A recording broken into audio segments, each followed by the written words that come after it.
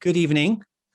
Welcome to the 1381st meeting of the Brighton and Sussex Medical Chirurgical Society. My name is Christopher Liu, and I thought I was going to have a very good year in the year 2020 for an ophthalmologist, but of course the coronavirus took over, and my colleagues are very kind to ask me to stay on for another year for 2021. So today is the 1st of April. It is April's Fool's Day. It is also the first week after changing of the clock, British summertime. So we have a lot more, much longer days, and the flowers are blooming. Vulnerable citizens are coming out of shielding today. And a new trust, the University Hospital Sussex NHS Foundation Trust, also came into existence at 1 minute past midnight today. So I think very importantly, we have a resumption of the MedChi program rescheduled from April of last year. I would like to introduce our distinguished guest speaker, Professor Harminder Dua, CBE. First and foremost, he is a highly acclaimed academic ophthalmologist.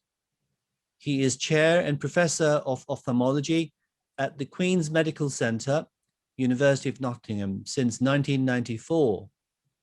He has successfully supervised 48 PhDs and MD students. He has published over 375 scientific papers and has an H index of 67 with over 17,000 citations. His discovery of the Desmets layer, also known as the Dua's layer, in 2013 has enhanced understanding of lamellar corneal surgery, posterior corneal pathology, and led to the innovation of 3 new surgical procedures. The layer has been recently endorsed by the Board of American Association of Ophthalmic Oncologists and Pathologists. He is editor-in-chief of the Journal of Cornea.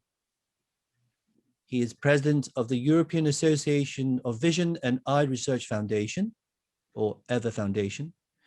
He's a member of the Academia Ophthalmologica Internationalis and American Ophthalmological Society.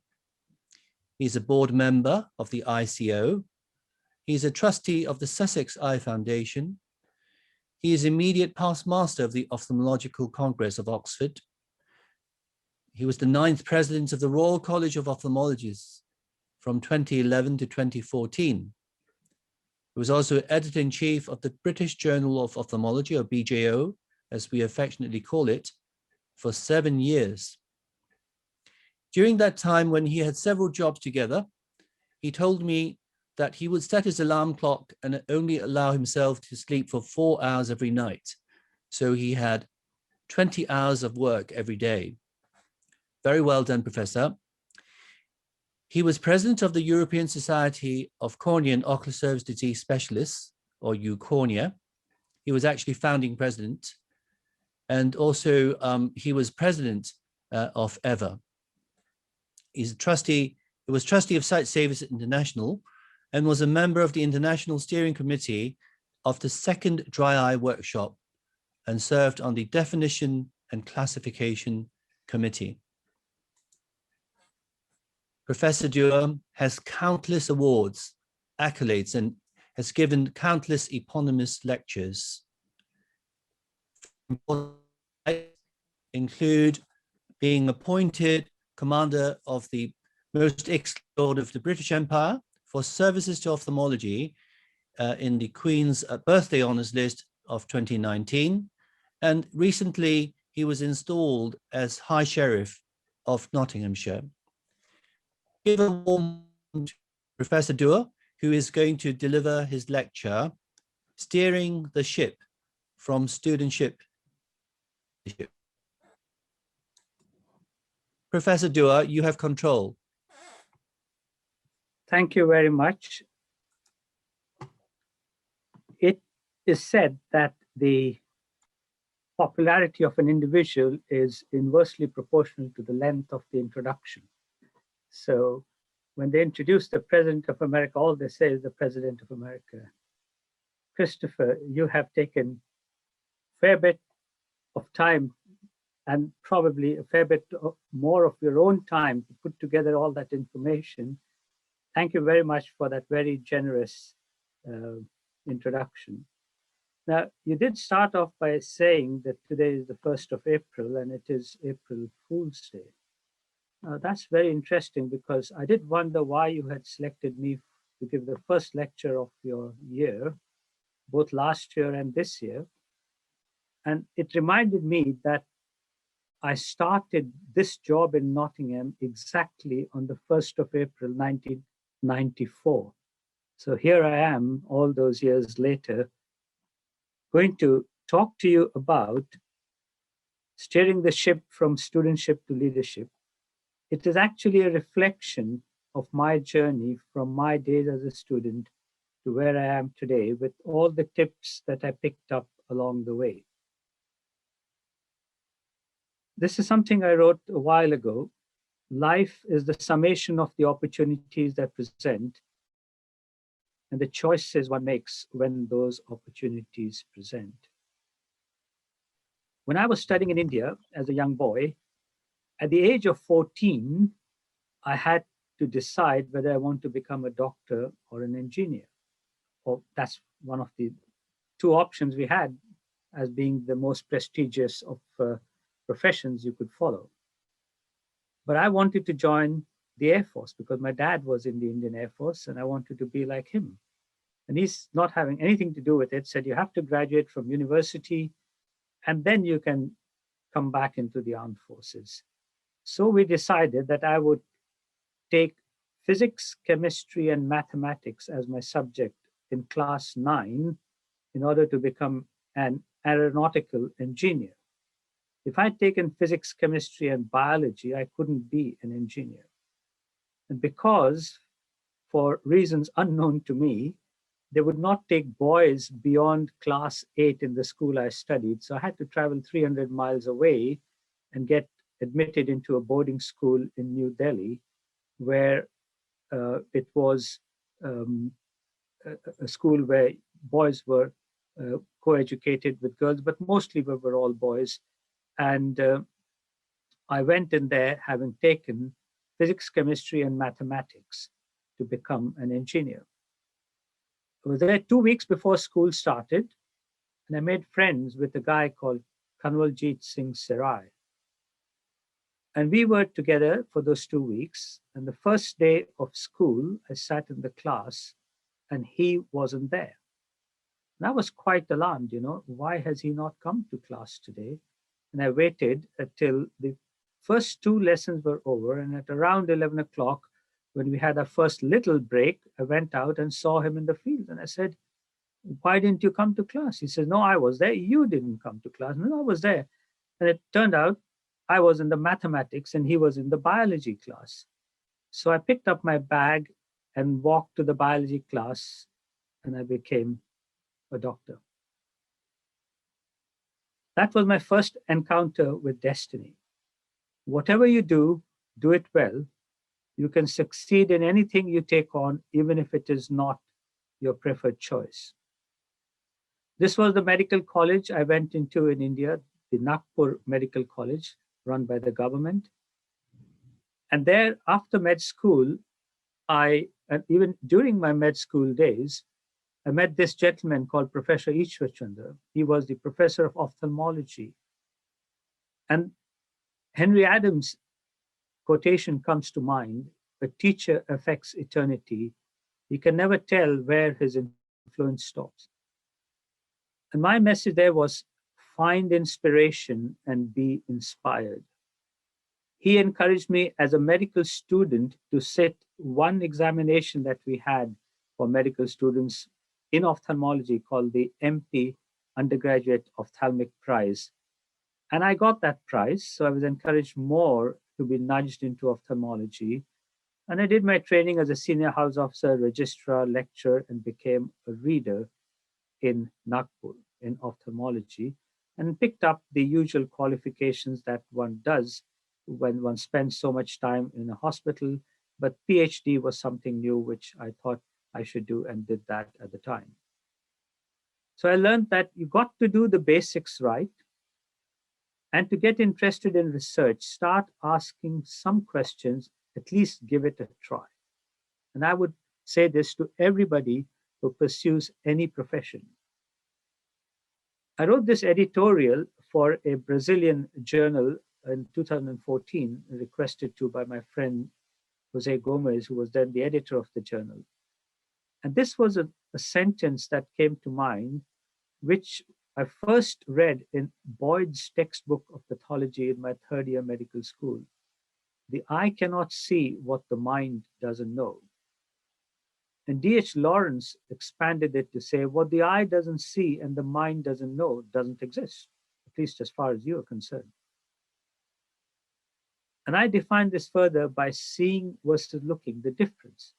Only when one can look at something and see beyond what the mind knows can new discoveries be made.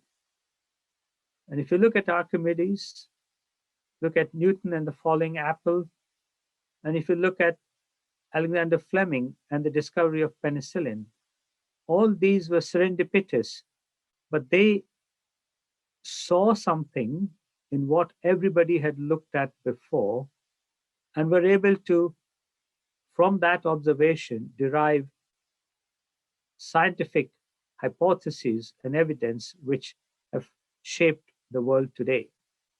So taking a moment to pause and think of what we see is all that is needed to allow the eye to see what the mind does not know. Seek opportunity if it takes time to present. At the beginning, I said life is a summation of the opportunities that present and the choices you make when those opportunities present.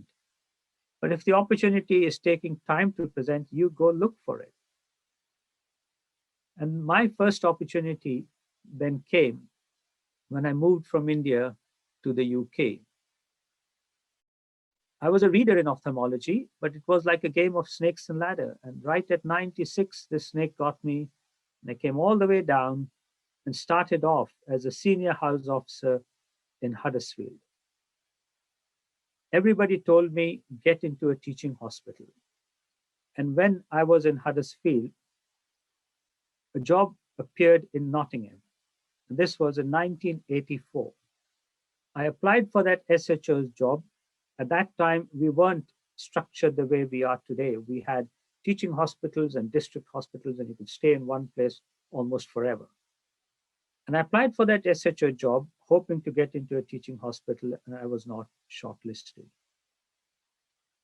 Then I moved on to take on a locum job in Aberdeen, and there I met Professor John V. Forrester. And as I say, the rest is history, but I'm going to tell you some of that history. Find a mentor, befriend him or her, and make it a lasting relationship. This is very important. John Forrester became my mentor, and to this day, we often communicate with each other on various issues. And that's where, working under him, I came across this patient with corneal abrasion. And as you can see, like everybody else does, I measured the abrasion in this longest diameters and put it down in the notes. But what intrigued me was not this large area that was defective and staining, but why this peripheral area had survived despite the serious nature of that injury. And observing these abrasions over time, I was able to conclude and establish that circular abrasions do not heal by forming circles of smaller diameter. Instead, from that remaining epithelium, convex sheets of epithelium migrate centripetally. They meet each other to undergo contact inhibition and form geometric shapes like a triangle to a hexagon, a pentagon. And when these meet with each other, they meet like Y-shaped contact lines. Bits can be missing. That's your pseudodendrite of a healing abrasion. But these Y-shaped lines are very much like the Y sutures of a crystalline lens, which also represent the meeting point of sheets of epithelium, but in 3 dimensions. And here are some examples. You can see the top left. the sheets have started to appear. Here's a quadrilateral, and that's your little Y-shaped contact line staining with fluorescein, positive and negative stain, which will eventually disappear in a couple of hours. Here's another one on the top left, the pentagon shape, and the top right, you see the Y-shaped contact line. And here again was a quadrilateral. You put the dye for longer than a few seconds, it starts to seep under the unattached advancing edge of the healing defect that makes it fuzzy.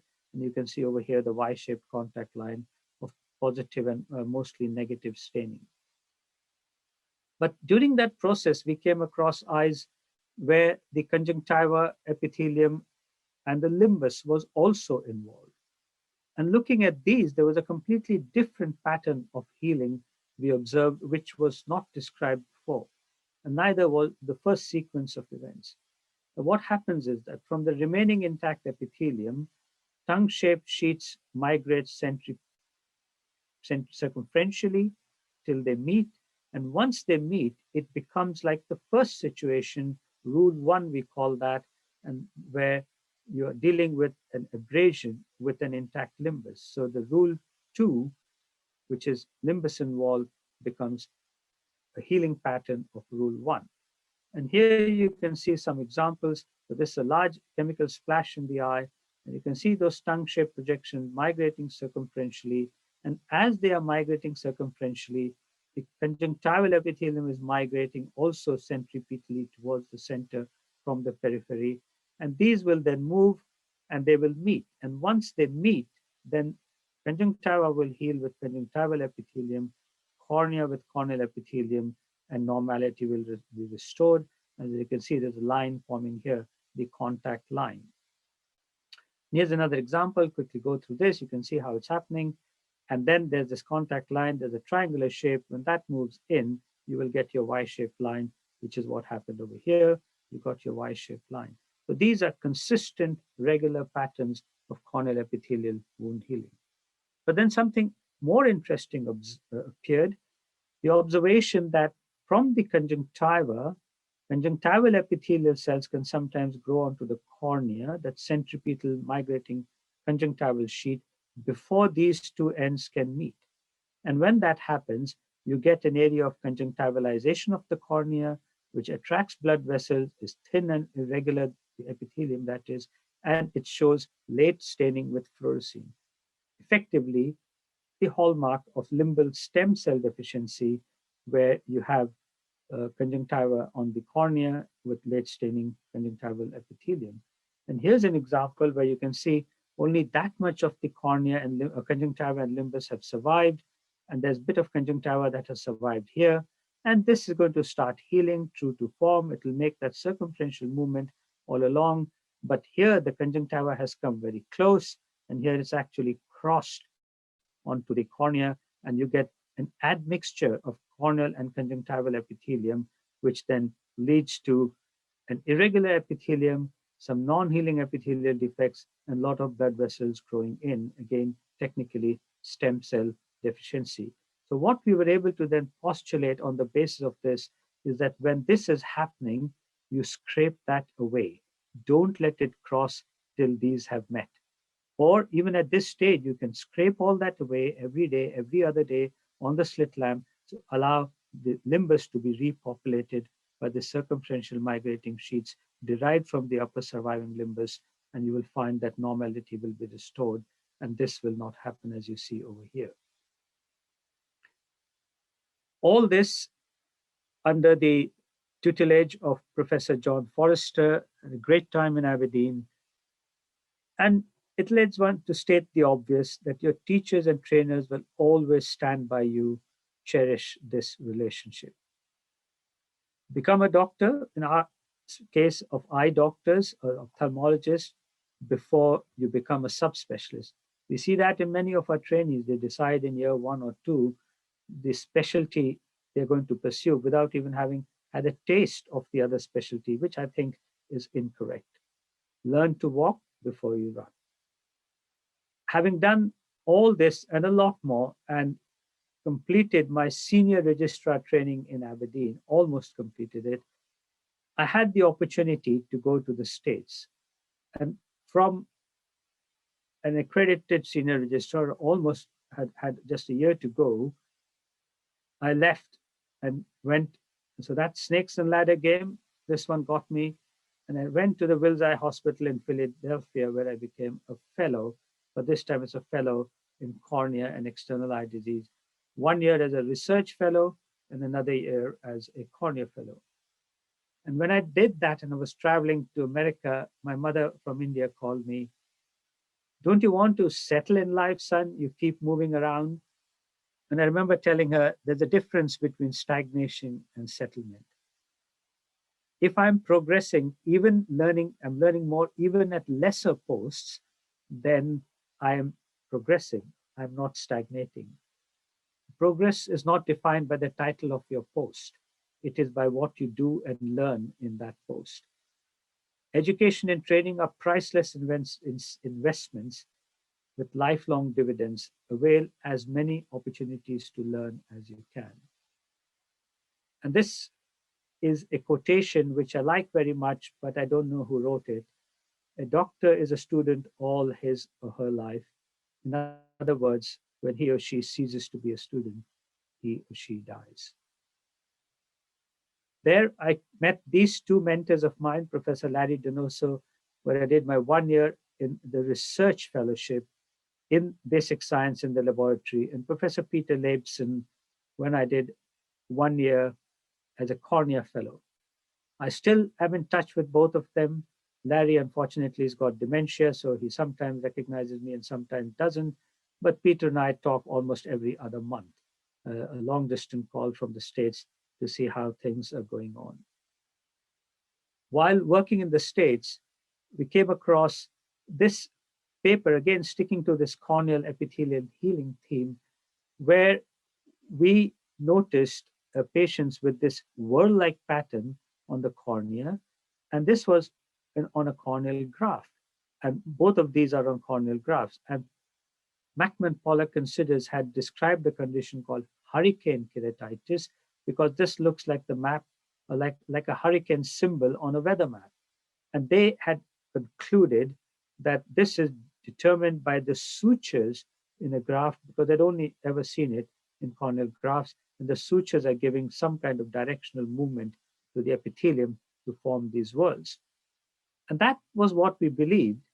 And we looked at this whorl pattern, and you can see it's very similar to the vortex keratopathy we see, which represents visualization of the epithelial cells with pigment or drugs or some metabolic product that highlights the epithelium. Whereas the whorl pattern, which is highlighted with fluorescein, is where the epithelial turnover is increased, and you see that pattern. But there are two different scenarios in which the pattern is always visible, and you see that pattern even in eyes without a graft.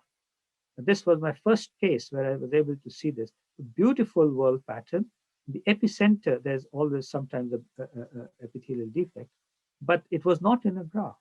And this is not in a graft. So clearly the sutures have got nothing to do with it. And we hypothesize that this is due to the electromagnetic field of the eye being electropositive in front and electronegative at the back. So the current moving from the front to the back would create concentric rings of magnetic fields on the surface of the eye, and that would be clockwise, because those whorls that we had seen initially were almost always clockwise. And then I met an engineer in Toronto who drew these diagrams for me and showed by his knowledge of physics that centripetally migrating cells that were electro-responsive, and we know corneal epithelial cells show response to magnetic fields, to electrical fields, they're called galvanotaxis, and so forth. So would then, under the influence of the magnetic field of the eye, these concentric rings be distorted to form a whorl. And because of the right-hand law, you can see the magnetic field would be clockwise, and these whorls would be clockwise. And they're the same whether you're in the northern hemisphere or the southern hemisphere. It's got nothing to do with the the whirl patterns we see of water down a sink, or climbers that climb up a pole will go clockwise in the northern hemisphere and anti-clockwise in the southern hemisphere because they're responding to the Earth's magnetic fields. But here, the cells are responding to the eye's magnetic fields. So we did a little experiment and putting magnets of very strong magnets and very small, the school magnets that you use in school to see the shape of the iron filings as you throw them on a paper beneath which the magnet is. And we found that these ones worked the best. The big ones we paid a lot of money for useless. But what we were able to show that corneal epithelial cells growing on these bar magnets under the Petri dish form whirl patterns.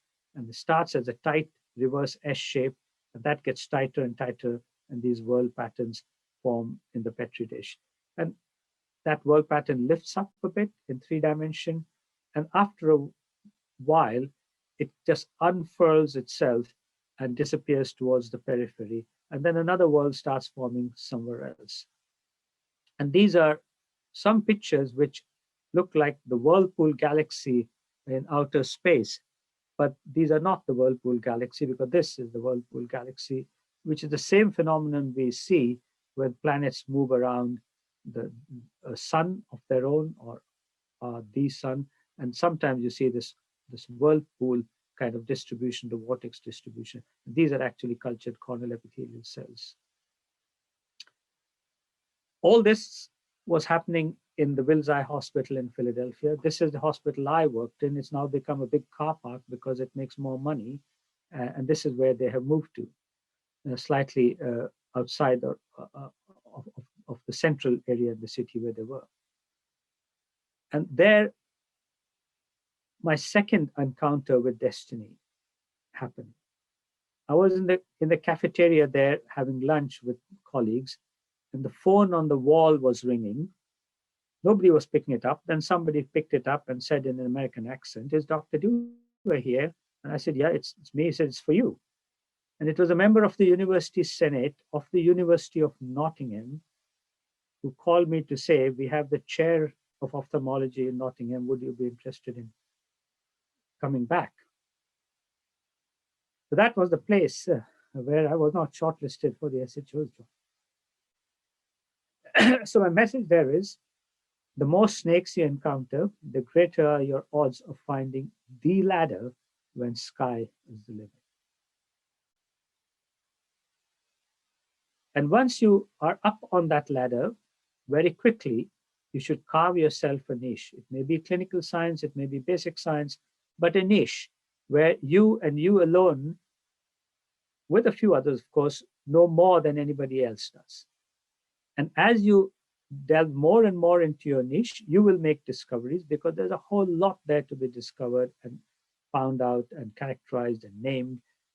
And you have to then disseminate that knowledge. So project yourself at meetings and conferences through publications. That is what I learned. And coming back to this theme of this epithelium and the cornea, you can see here's a cornea where there's late staining epithelium on the surface, and there is the normal epithelium. And these patients have got very poor vision because all that pupil visual axis is irregular. So we said, okay, what we can do is now we scrape away this, just like I showed you there. You can scrape it away to stop it happening. And if it has happened, you can still scrape it away and make it clean. That's now a clean fluorescein staining, and let the whole surface be repopulated from cells coming from this limbus, which is surviving. And that's what you do. And you don't have to go all the way to the periphery, because the conjunctiva is still coming, and you have to scrape this several times. As long as the visual axis is covered with the proper kind of cells, then vision is restored within a matter of days. And this technique I used to call scraping, because it causes pain and patients don't like somebody to scrape their eyes. We called it brushing, and brushing is a word which is softer, and patients like that word. And they let you do exactly what you did with the blade in the first instance. But at one meeting in Miami at the ocular surface workshop, they said, no, it's too important a technique to call it scraping or brushing. Let's give it a name. And it's called a sequential sector conjunctival epitheliectomy, or SSE. Quite a mouthful for what is essentially scraping, because you have to do it one every day or every other day till it covers the extent of the area you want it to cover. Because it is in one sector and you're removing the epithelium of the conjunctiva, so sequential sector conjunctival epitheliectomy. And that took me into ocular surface reconstruction, stem cell biology, and stem cell surgery. And eyes like this, where corneal grafts are bound to fail, both of them have chemical injury. You can do stem cell transplants and restore the surface back, as you see over here and here. And we did a lot of this kind of operations. So I was carving my niche in this area of ocular surface reconstruction. Another example where the corneal graft had indeed failed because of the stem cells not being restored. This is Stevens-Johnson syndrome. It was a wet eye, a dry eye, nothing works, so we send them all to SLU. But if it's a wet eye, we try these procedures of stem cell transplants from either the living relative or a cadaver donor, or the other eye if only one eye is affected. So you have autolimbal and allolimbal grafts accordingly. In the process, we were able to look at the prognosis of chemical burns, and we came up with a new classification, replacing the Roper Hall classification, because that was designed. It's a very good classification that served its purpose in its day, but it was designed at a time where stem cell technology did not exist. So the outcomes were predicted to be very poor in cases where we can now get pretty good outcomes. And also, it did not take into account the extent of conjunctival involvement, which we then incorporated into our classification. And of course, many of us see a lot of blood vessels on the cornea, and there was no treatment for these mature vessels, and not just with stem cell deficiency, but with a number of causes, notably virus and bacteria infections. So we came up with a way to treat these infections, or to treat these vascular vessels. And this is called fine needle diathermy occlusion. It was a simple trick. You take this needle of a 10-0 monofilament nylon, you pass it along the blood vessel, it doesn't have to be in the vessel, and you touch it with a monopolar cautery. So one electrode is wrapped around the thigh or the abdomen at a very low setting, and you touch it, and it coagulates the cornea tissue gently, and it coagulates the blood vessels. Now, with the advent of anti-VEGF treatment, the anti-vascular endothelial growth factor drops and injections, we do exactly the same, but we give a subconjunctival injection near the limbus of that anti-VEGF medication. So any new vessel stimulated by the trauma of that chemical burn and the needle will then be sniffed out by this anti-VEGF, and you will get a recovery of the corneal morphology without vessels. So here's an example, a lot of vessels. This is in the picture of those vessels with enhanced imaging. And you can see when we did the FND or fine needle diathermy, there's intracorneal hemorrhage, but when it all settles, the cornea looks like that. And this is in the enhanced image, you can see you can't see any blood vessels. And there was this other technique that came up with the advent of laser refractive surgery. You put alcohol on the surface of the eye to take away the epithelium. And again, to cut a long story short, we use this alcohol delamination instead of excimer laser phototherapeutic keratectomy, which is very good, very efficient technique, but costs a huge amount. Simple technique where you find the areas of negative positive staining of your recurrent erosions. You do delamination by putting 20% alcohol for 30 seconds, take away the epithelium, let it heal. And more than 80% of the cases, one such treatment cures the condition, just as PTK does, which is the laser treatment, but this is much cheaper, office procedure, and I guess the success rate is the same. And this is my most favorite quote. To ask a question is the beginning of learning.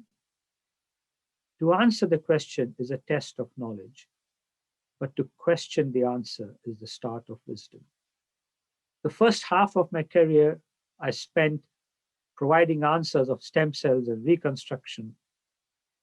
But then I started questioning those answers because these patients came along. And these are patients where the limbus, the stem cells are completely gone, but these islands of epithelium in the center are surviving. And we are taught that the epithelium cannot survive if there's no stem cells in the limbus, but these are. So we looked at these and we were able to show that there is some stem cell potential in the basal epithelium of the cornea, and that for normal physiological turnover, you don't need the limbus. So if this eye were to be injured and that epithelium lost, then it won't come back, and you'll get a situation where the vision will drop and you'll need surface reconstruction with stem cell transplantation. But as long as it's there, it will maintain itself and maintain that physiological turnover without the need for the limbus and the stem cells. So there we are turning our own hypotheses and our findings on the head. And one thing I learned, it's very important to be a team player, because you don't achieve all of this on your own. Every little piece contribution made by even the most insignificant of individuals you may think at the time adds up, build the whole picture. You try and make a puzzle of 1,000 pieces, and even if one piece is missing, you always look at that and say, there's a blemish, there's a blemish. So it takes everyone in the team. And I remember once I was in my clinic, and a new nurse had come. My previous nurse, Katie, bless her, would always bring me a cup of tea and a biscuit at 11 o'clock. But she was away that day, so another nurse came. She was a senior rank in a blue uniform, and she was standing there for a while, and I was seeing my patients, and the time went by. She went out, came back in, and then she says, seeing that there's nothing here for me to do, is it okay if I disappear? I said, well, seeing that there's nothing there for you to do, can you bring me a cup of tea? She said, what, me in my blue uniform? You think I'm here to bring you a cup of tea? I said, oh, I'm so sorry. I didn't mean to offend you. Katie always brought me tea, therefore I asked, but that's fine. I said, we're all part of a team. Every evening when I go home, I make my wife a cup of tea. If you were busy, I would make you a cup of tea. I have no problems with that. It's all about team working. And then suddenly in a flash, it occurred to me. I said, by the way, 3/4 of team is tea.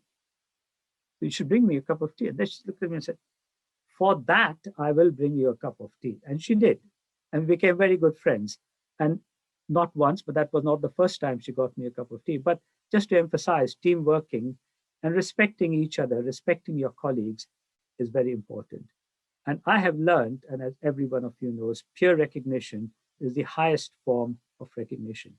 Your teachers will praise you, your students will praise you, but your peers, they are your competitors, they are your rivals, and they are the ones that will drive you, because each one wants to get above the other in that very healthy competition. But when they recognize you, then you know you have arrived.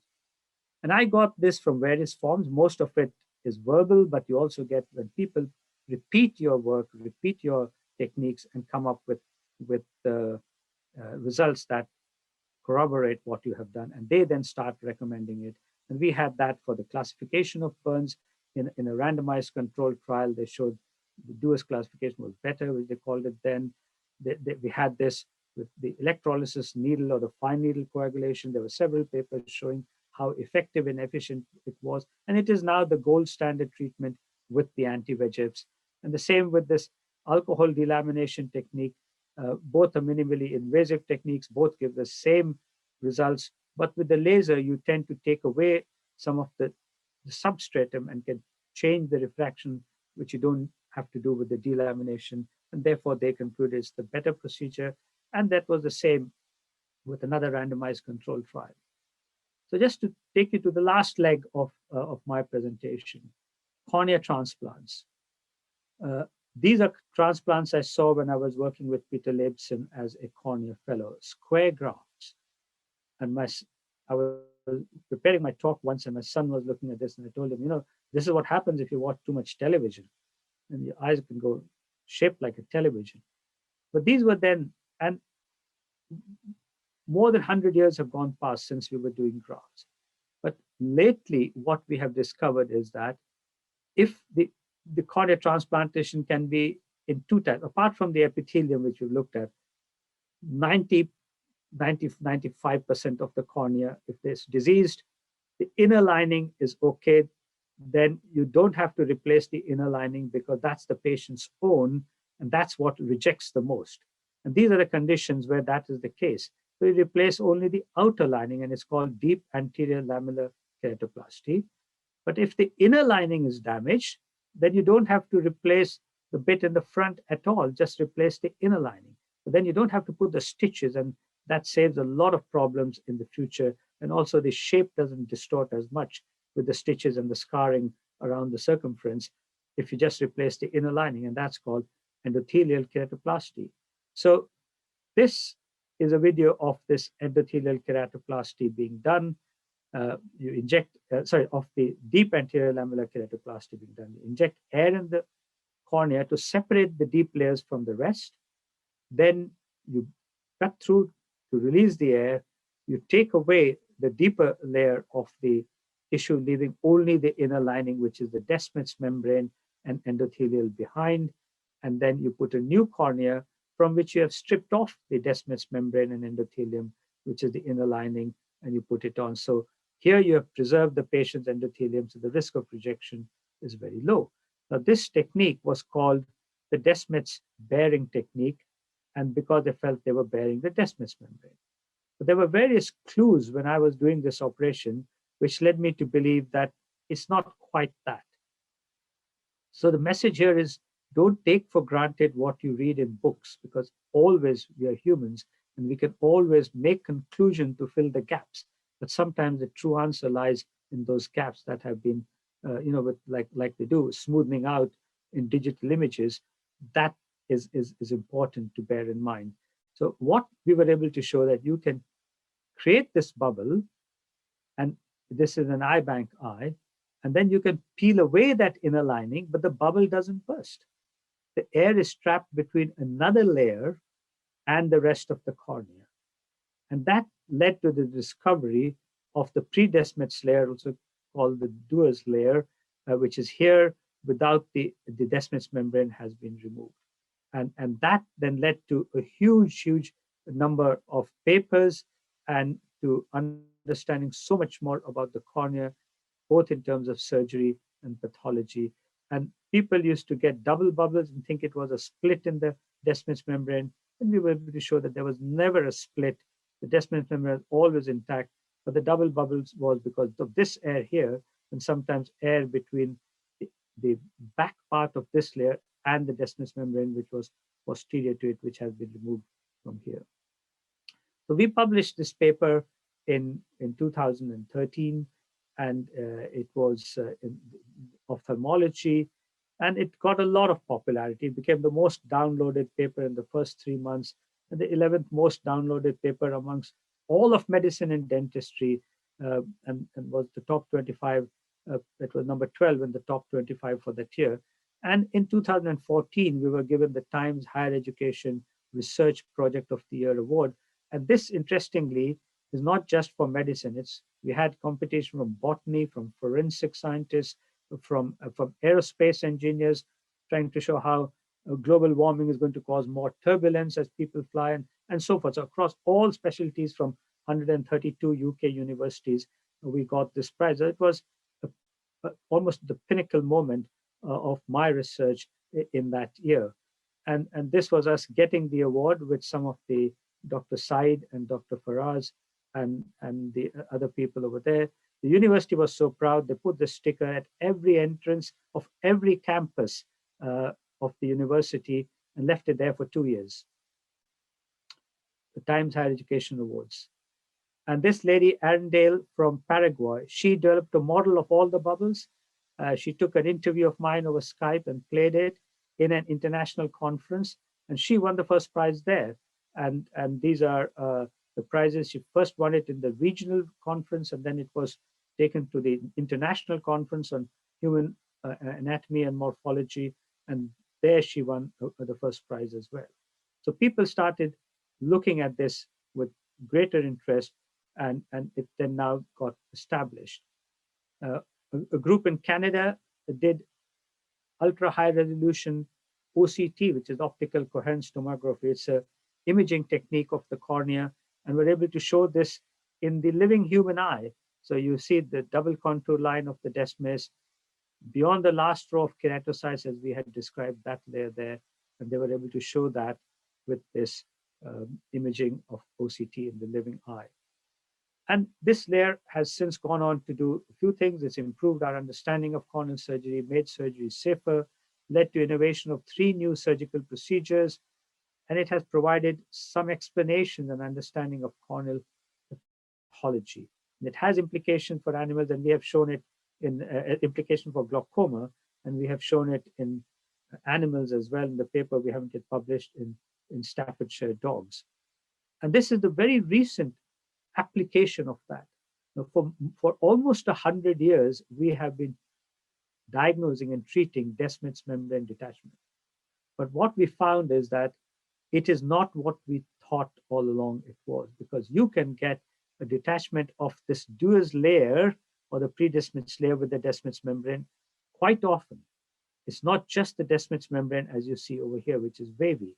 You get a straight line which is taut like that, then it is the 2 layers together. And you can also get the 2 detached, but also from each other. So that's the pre-Desmets layer, and that is the Desmets membrane. So you have a type 1, a type 2, and a mixed detachment.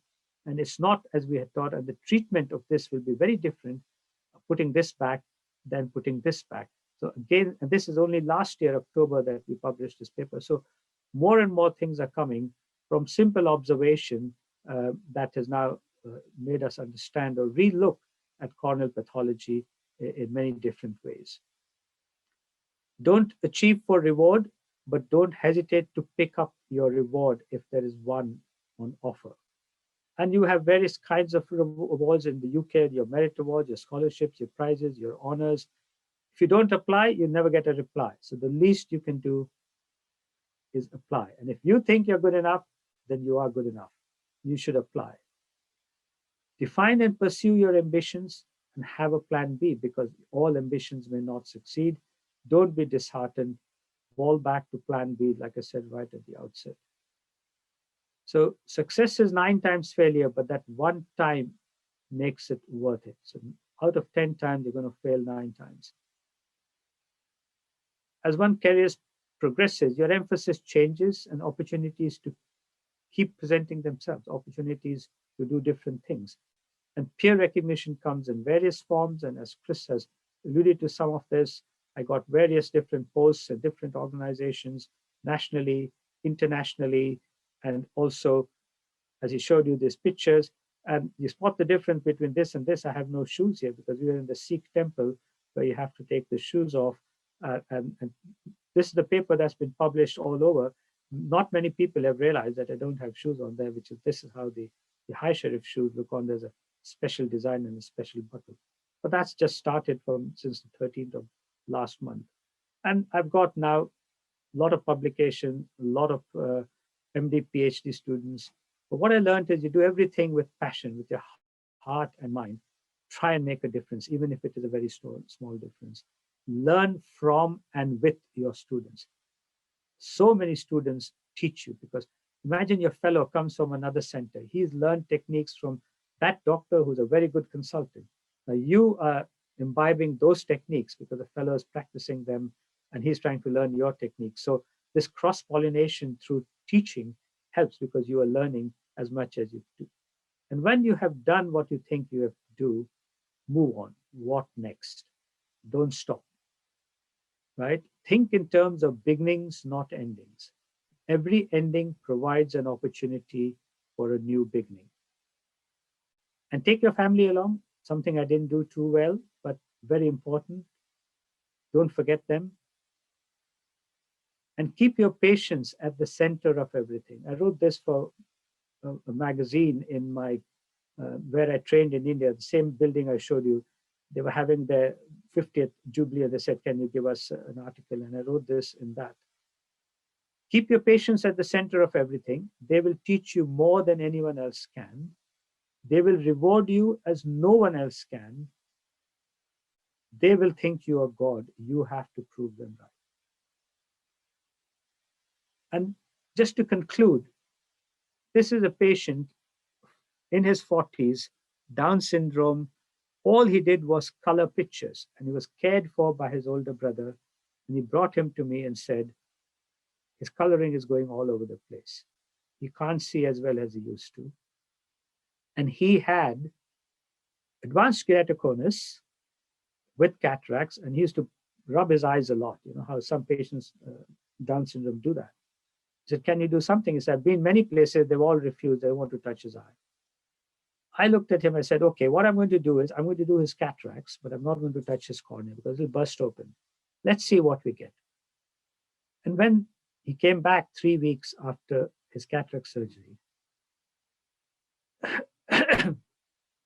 and every time I tell the story, it chokes me. He brought these pictures home.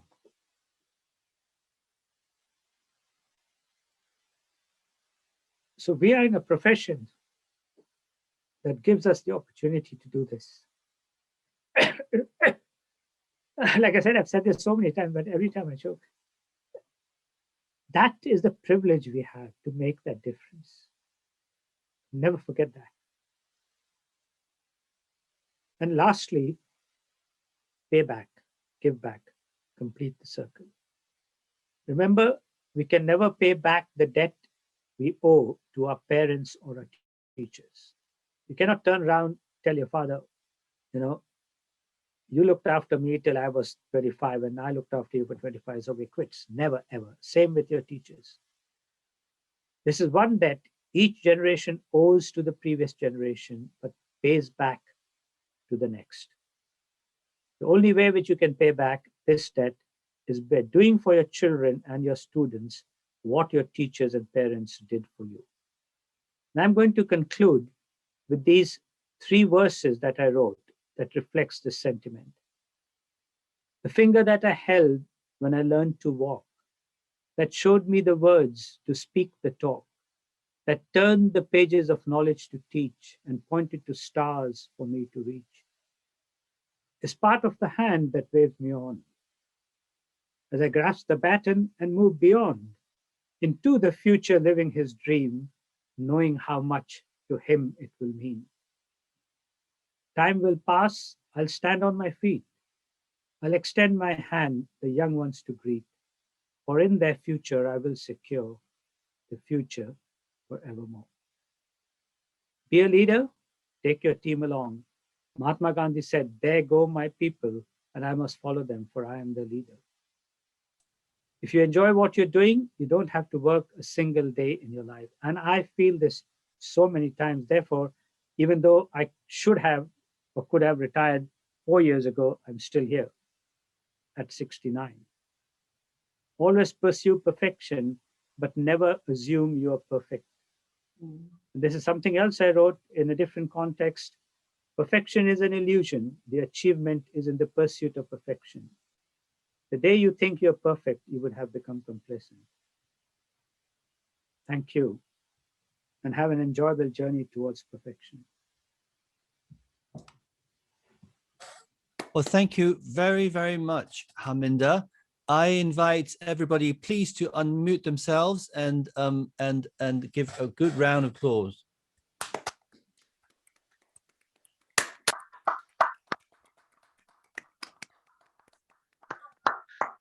Thank you. So the next thing is for my dear colleague Waka Yusuf to give a vote of thanks to Professor Dua. Professor Dua, it gives me immense pleasure to offer a vote of thanks on behalf of the Society for an extraordinary lecture. And we were expecting nothing less from such a distinguished speaker as yourself, who is a global leader in academic and clinical ophthalmology. And just as you are able to make your patients see clearly through your skills and your translational research, you are able to see, allow us to see and understand very complex concepts in corneal pathology and surgery through the clarity of your description and lecture, as is the hallmark of any great scientist and thinker. We learned a great deal about the cornea, its structure and function, and the innovations that have transformed what is available to patients who have corneal injury and burns and abrasions in the past 3 or 4 decades.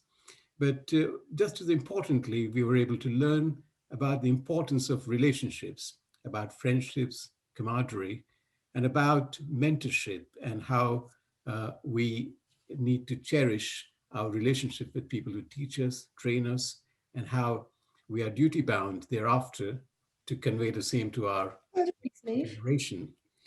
And you talk about serendipity, and it does indeed play an important role, but you also made it obvious that it's the power of observation, and it's the curiosity and sense of inquiry that allows those everyday events to be converted into something groundbreaking and an important discovery. So the importance and value of thinking and not accepting things as they are, because it is very rare to come across a speaker in our society who has made such a unique and new discovery in the structure of an important part of human body.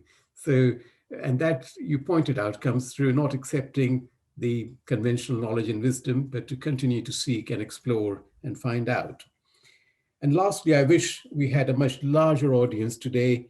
It has been an unusual year in many ways, but your lecture will be archived and will remain a very valuable resource for our students in particular and juniors to benefit from and to be inspired. Thank you very much. My pleasure. Thank you. We've had a lovely evening.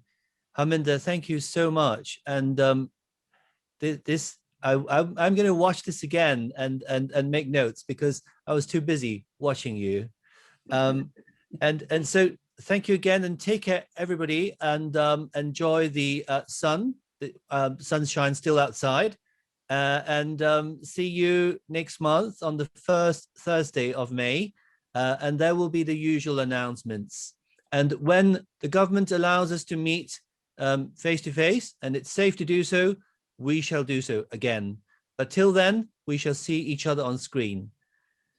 Thank you. Thank you. Bye. Professor Dua.